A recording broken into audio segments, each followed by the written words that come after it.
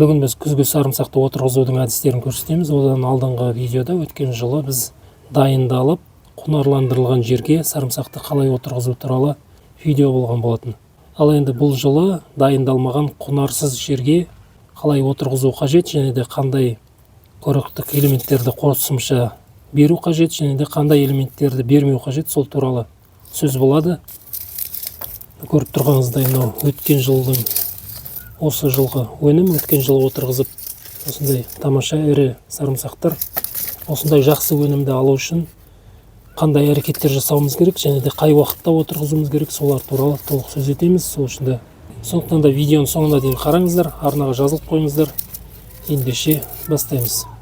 Алдымен мына жердің дайындығы туралы. Мынау бізде құнарсыз жер. Бұл жерде неше жыл бойы 5-6 жыл құлпынай өскен, ешқандай да азықтық заттар берілмеген, құнарландырылмаған. Сондықтан да бұл жер өзінің азықтық элементтерін қолданып бітті десек те болады. Сондықтан да бұндай жерге сарымсақ отырғызбас бұрын алдын ала бұны дайындауымыз қажет. Біз көңдерді салып, навоз немесе компост шірінділерін салып, бұл жерді дайындап алуға қажет болатынбыз.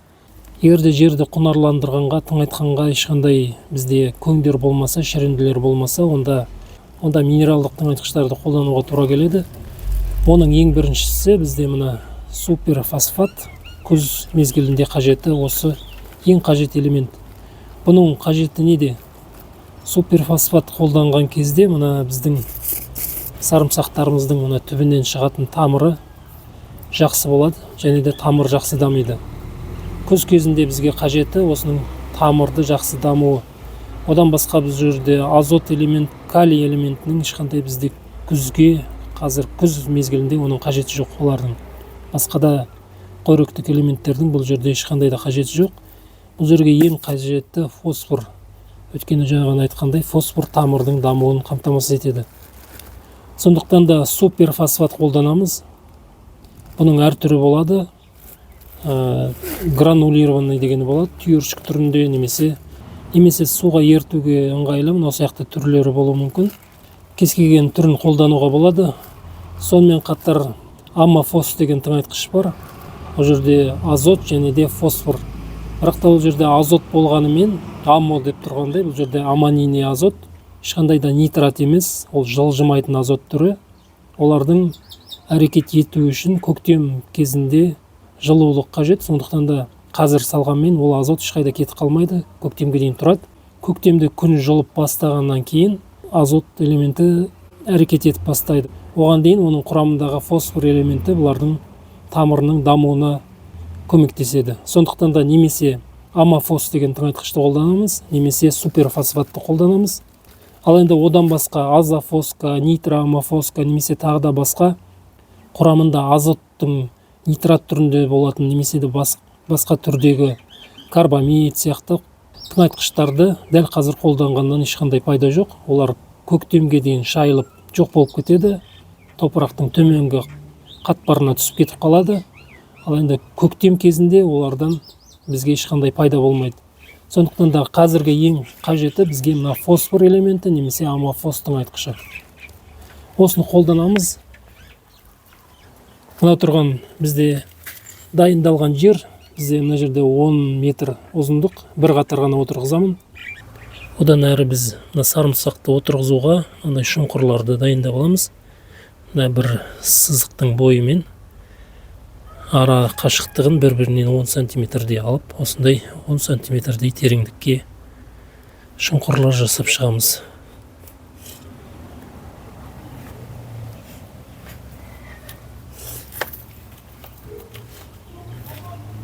Сол кезде осылай түзу шығады, ол тамшы суару лентасын жайғанға да ыңғайлы болады.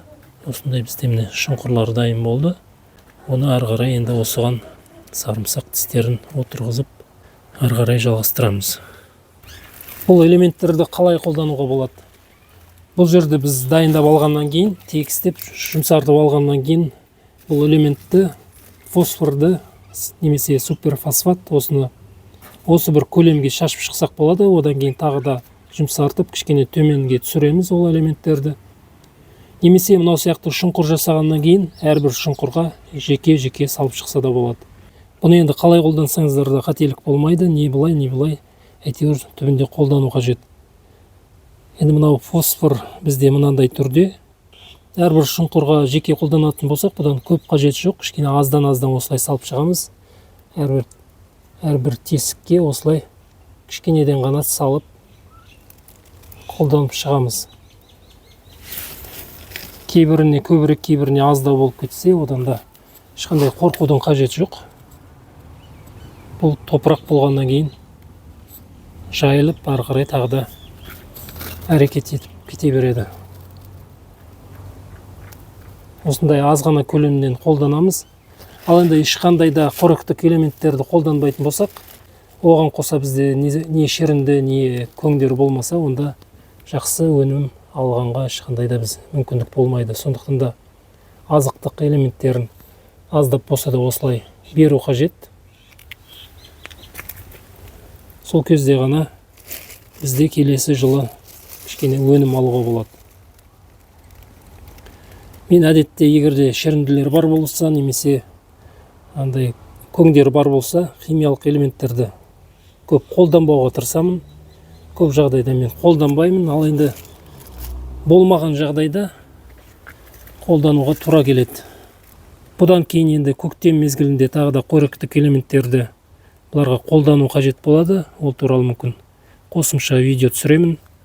Өйткені мынау ешқандай құнарсыз, құнарландырылмаған, азықтандырылмаған жерге жай ғана сарымсақты отырғызып, қандай да бір өнім аламын деу, ол қателік. Сондықтан да не шірінділерді қолданамыз, органикалық, немесе мынау сияқты минералдық тыңайтқыштарды амалсыздан біз қолданамыз. Аз ғана мөлшерден болса да қолданып, солай әрекет етуге тура келеді. Мынау енді қарап отырсаңыздар, бір қасықты мен бірнеше шұңқырға солай бөліп салып жатырмын. Аз ғанадан ғана қолдануымыз қажет.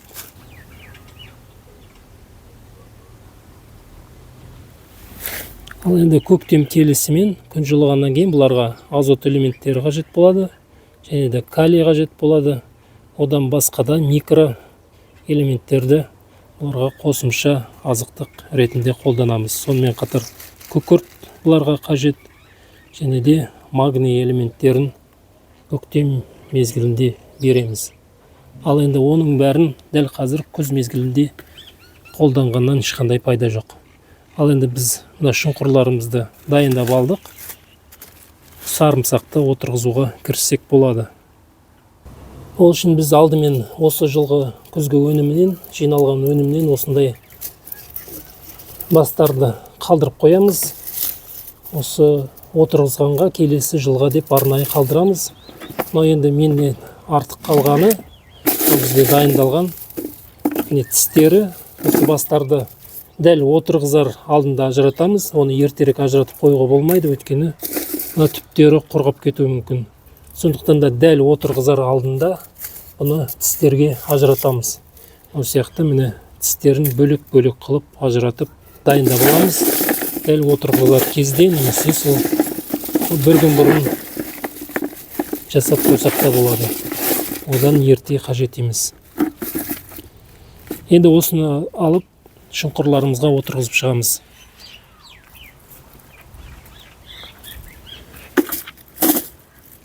Жерде бізде дайындалған шұңқыр, тереңдігін әдетте 10 см тереңдікке отырғызамын. Одан кейін ара қашықтығында 8-10 см бір-бірінен жасаймын.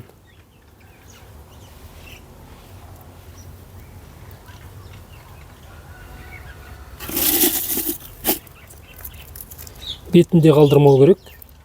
Бұл жұмсақ, қопсы толған жер болғандықтан бұл жер әлі отырады. Және де мына қыстың суығынан күн жылынып, бір суытып, сондай күз мезгілдерінде ауа райының әрі-бері толқуы болған кезде бұлар сарымсақтар жердің бетіне шығып қалады. Егерде бұны толық жерге енгізбесек, кемінде 7-8 немесе 10 см тереңдікке осылай енгізуіміз қажет. Сол кезде ғана бұл сарымсақтарымыз дұрыс отырғызылған болып саналады. Әйтпесе мына бетінде қалып қалса, ешқандай да одан біз жақсылық көрмейміз. Өйткені көктемде күн жылған кезде көрсеңіздер, мына сарымсақтар жердің бертінде жатады. Осылай болып, егерде аз ғана осылай енгізіп қоятын болсаңыздар, мына сарымсақты көресіздер, көктем мезгілінде мына жердің бетінде жатады. Өйткені мына топырақтың жылжуы болады. Ауа райы бір суытып, бір жылынған кезде бұл топырақта қозғалыстар болады. Сол кезде он сарымсақты жердің бетіне шығарып тастайды. Сол нәрселер болмау үшін бұл сарымсақтарды барынша терең отырғызамыз. Барынша емес, осы саусақтың жеткен жеріне дейін шамамен 10 сантиметрге отырғызамыз. Сол жеткілікті. Осындай тереңдікке отырғызып шығамыз. Ал енді отырғызу уақыты бойынша әлгінде айтқандай, әлі 2-3 апта ішінде отырғызса, біз Алматы облысы, Алматы өңірінде әлде 2-3 аптадай уақыт бар. Немесе 4 аптаға дейінде әлде уақыт жеткілікті, сондықтан да отырғыза берсе болады. Ең кемінде осы кезден басталуы қажет. Қатты жылы кезде де отырғызуға болмайды. Өйткені қатты ерте отырғызылса да, бұлар ерте көктеп, жапырақ шығарып кетсе, ол да дұрыс болмайды. Сондықтан да кеште отырғызған дұрыс. Ал енді менде осы уақыттың жеткіліксіз болуы себепті мен ертерек отырғызып қойып жатырмын. Одан әрі менде уақыт болмай қалуы мүмкін. Сондықтан да осылай осы кезде отырғызып жатырмын. Қазір енді қатты ерте деп те айтуға болмайды. Уақыты қазір енді басталып жатыр. Осы сәттен бастап отырғыза берсе болады негізі.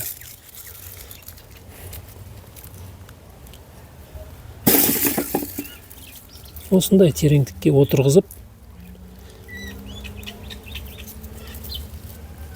одан кейін көктемде суару жайлы. Мына жерде бетін жауып тастаймыз, беттерінің әрқайсының.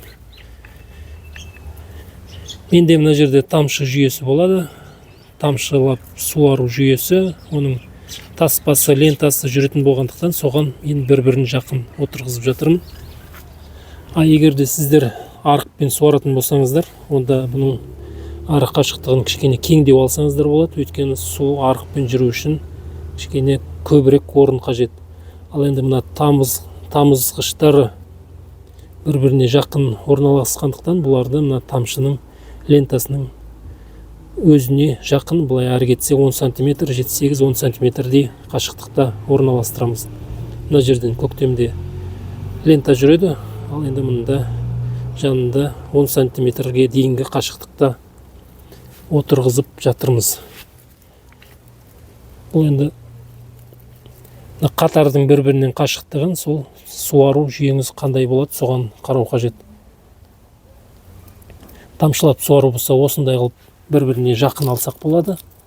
Ал енді арық болса, онда кішкене бір-бірінен қашық отырғызған дұрысырек болады. Осылай беттерін жауып шығамыз. Сонымен мына сарымсақты отырғызу жұмыстарымыз бізде соңына дейін жеткіземіз. Осылай іске асырылады.